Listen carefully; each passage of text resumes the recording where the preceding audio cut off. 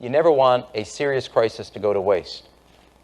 And what I mean by that, it's an opportunity to do things that you think you could not do before.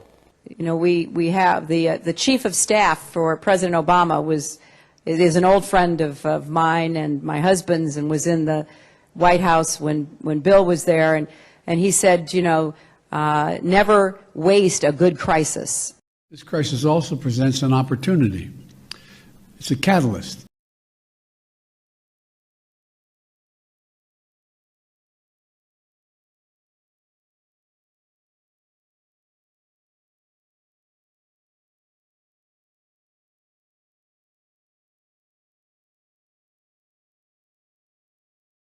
The government encouraged the manufacture and importation of military firearms for the criminals to use.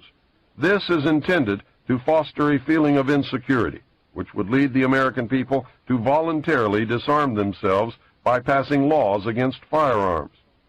Using drugs and hypnosis on mental patients in a process called Orion, the CIA inculcated the desire in these people to open fire on schoolyards and thus inflame the anti-gun lobby.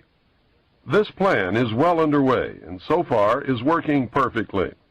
The middle class is begging the government to do away with the Second Amendment. There were two rallies that took place in the city today where New Yorkers expressed outrage over the shooting that we saw in Texas earlier this week. Dozens of people showed up for this rally here in Union Square that was hosted by New York City public advocate Jumaane Williams.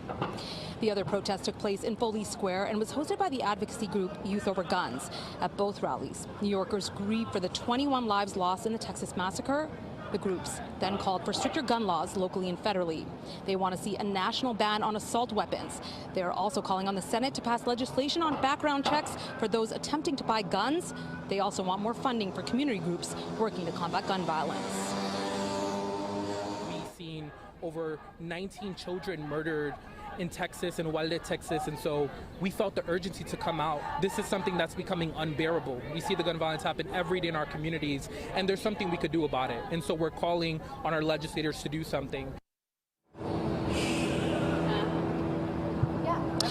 So the New Yorkers we spoke to tonight say they are fed up with the gun violence across this city, but also across the nation. They say they won't stop protesting until there is change.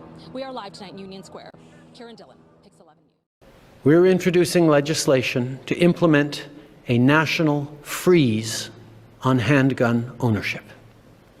What this means is that it will no longer be possible to buy, sell, transfer, or import handguns anywhere in Canada.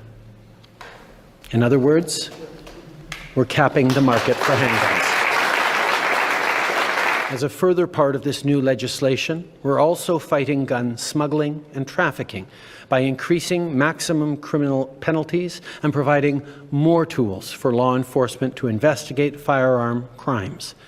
And we'll require the permanent alteration of long gun magazines so they can never hold more than 5 rounds. These are actions that doctors, experts, and chiefs of police have been calling for years. And we're acting on their advice.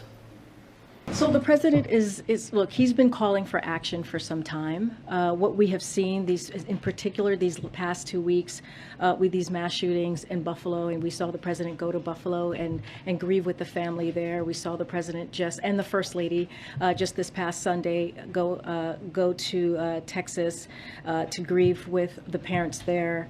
And it is heart-wrenching what we're experiencing. This is an epidemic, the gun violence that we're seeing across the country, and we have to do something, and we have to continue to make efforts to act, to protect our kids, to protect people going to the grocery store. The president has made this one of his priorities from the first day that he walked into this administration, and now he's calling on Congress to act.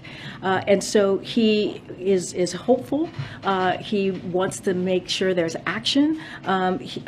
the White House, we have our White House team that is in constant communication with Congress on an array of issues, including this one, because again, this is a priority, and he wants to continue to make sure that he continues to voice his concern and what needs to be done next. Look, the president has done everything that he can from the federal government. We are looking at other executive actions that we can possibly do.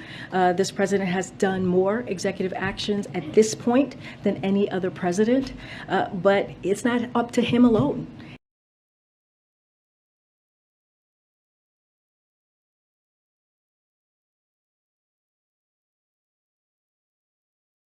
I think your own country, the United States, has a very complicated relationship with guns because on one hand it's almost perceived as a symbol of freedom protected by the Second Amendment, but on the other hand it also created specifically American form of violence, mass shootings in schools and universities.